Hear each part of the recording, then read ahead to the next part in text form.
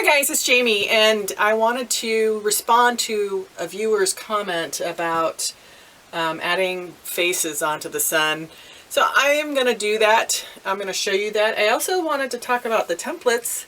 I had another viewer ask if I was selling my templates, and I'm considering it for this one. This one I did online in my graphics and then printed out and pieced together. And once I had done that, then I translated it to a more stable piece. So for this one I might, but I'm also going to include a still shot in the video if you just want to, you know, take a picture of it, print it out on your own computer and go from there. The main thing is your circle, you want it to match the inside of whatever container you're using. So this one was for a larger bowl. This one was for a yogurt container. So these templates here, I found while I was cleaning up my studio, and these ones once I knew the size of the center, I created the circle, folded it in fourths, and then used that fourth as this line here. So then from there I drew, you know, a pattern that I liked, and then it was represented throughout the whole piece. So I'll also include a still of this too, a still shot, so you can see that too if you want to borrow it, use it. And this is just another version of that, just tinier. So one of the things that can help you if you're trying to recreate this one at least, is if you look at here when it's folded, you can think of these as big fat C's. So if you kind of draw one of these things and then just go around on your curve once you've folded your paper together and then draw that out and then cut it, then you will have the same template.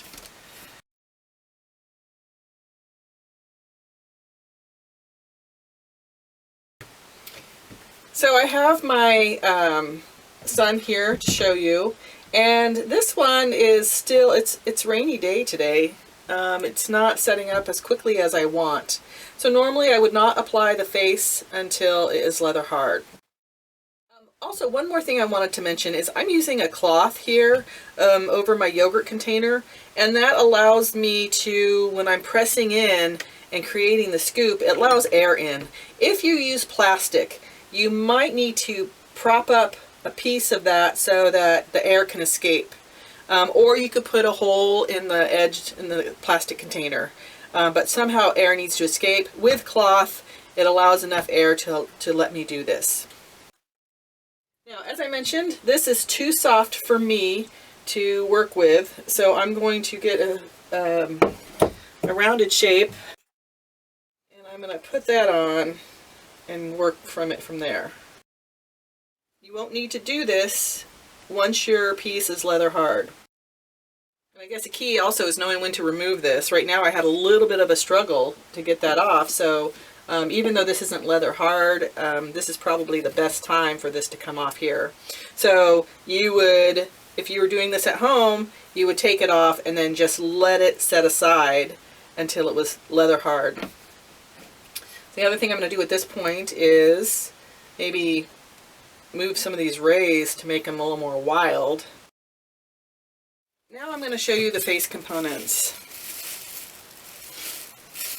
Looks kind of funny, but here they are. That's all it is. Just some coils and some balls, and I'm going to show you how I apply them now.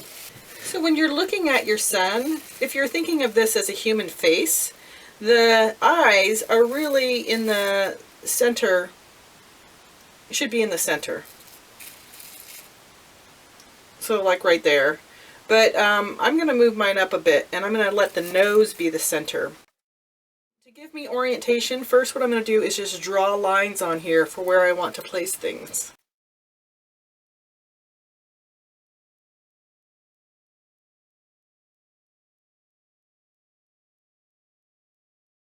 And the first thing I'm going to put on is the nose. I'm going to score out the nose. And when I'm doing this little, I call it a little loaf of bread, I'm going to just slam it down so I have a flat edge. And then I'm going to score. And you can use water. I'm using a little bit of vinegar here. and put that on. I'm flattening the balls of this. This is where you're going to now start smoothing things in. So I'm just going to pinch and kind of draw it up, flatten out a little bit. So I'm going to be removing some of this, but see how I'm pinching that and moving it up? Then the other thing I'm going to do is start blending in the side nostril, the side of the nose. So I'm kind of pinching, pushing in. So he's starting to take shape. Now I'm going to take the end of this skewer and I'm just going to bring it in, and I'm going to rotate my hand to open up the nostril. Now we got the nose going on. So once that's on, now I can concentrate on the other pieces, and the other ones are much simpler than this nose. So let me go ahead and do that. The only line that I'm going to leave here is you can see that I'm scoring the lips and I'm scoring the eyebrows. This line that's above the eyeball, I leave that line in there. And in fact, I'm going to open it up a little bit with this rubber tip. And the eye is going to sit just below that. This mouth is kind of fun. This is, I think of it as a lazy M. Once again, with the mouth, this is like a little croissant. You're going to flatten it out. And then I kind of just curve it into the arches of the lips. There's so many expressions that you can do with facial. So this is like a whole big world. You can investigate how to arch the eyebrows or keep them straight. I'm just doing a simple little face, so no exploration into emotions and putting that into the sun. Last thing I'm going to do is put the pupils in the eye. So many different ways to make faces, but this is the face I used on that original sun that I showed. So I have my little face here, and I'm pretty close to being done. Now what needs to happen, and once again, the next step that I'm going to do can either happen you know, when the piece is leather hard and then you put the face on, which is kind of maybe what I would do, but since this is still wet, what I'm going to do is well, this is the order that I did it in. I'm putting the face on, and now I'm going to deal with how I'm going to mount it in the back. So to do that, I'm going to put put the fabric back on, and I'm going to put the original container, yogurt. Help it get into its groove again. Now what I want to do is I'm going to put a coil around here so that I can put holes to hang it. I just happen to have this handy 1/4 inch slab, and you've probably seen this on Clay Buddies and other artists where they have a corn on the cob and they've, you know, cut it so that they're equal, and then they just use that to create a coil. So that's what I did. I rolled out a 1/4 inch, and then I'm going to use this. And one of the things that I could do is figure out how much coil do I need. And the way to do that is to just measure. So if I look at this, this is about 5 inches. So you do the diameter times pi to give you what is the length that I need here. So for me, this is 5 inches. I'm just going to say times 3. That's 15. So I want to just make sure that, oh, this is exactly, well, 15 1/4. I'm going to hope that that's enough. Just applying some vinegar water. Oh good, I got a nice stretch out of it when I pulled it up off the table.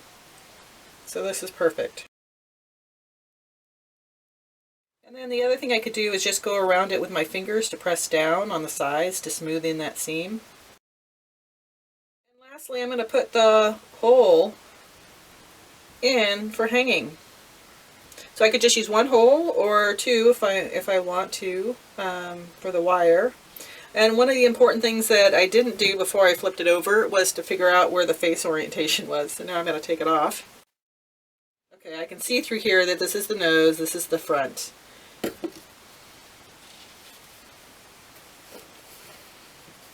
So that means that my holes are going to be about right here. So I have a little hole maker. So that's it. Now that I have the holes in, I just need to sign and let it set up. So because this is really all still wet, I'm just going to let it dry out in the open. But if you're attaching the face and this and everything is leather hard, you're going to have to cover it with plastic for at least a day. And then just drape it going forward to let it dry slow. Hey guys, I have some time to show you the flower. So this is my flower that I created. So I applied a pattern before putting it over this Tupperware. Just happened to match perfectly this pattern I already had. And when I cut this one out, I used this, I just didn't cut the little loops. I just went and just did the flower shape. The other thing that I did before attempting to put petals on is I put the ring on and I put the holes. Just because it's much easier to deal with this first than having to deal with all the petals that I'm going to, trying to do it with all the petals on. I got my petals from using this stamp I created ages ago, and you can see I just stamped it out here, and then once I stamped it out, I simply cut it out, and then I cut the bottom off so it's flat. So now I can add these in here. So I'm going to go ahead and do that. I scored around the inside already, and now I'm just going to add some slip.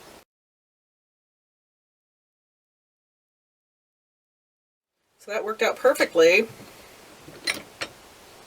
What I'm going to do now is maybe just bend some things around to give it some life and movement. It feels like it's too static.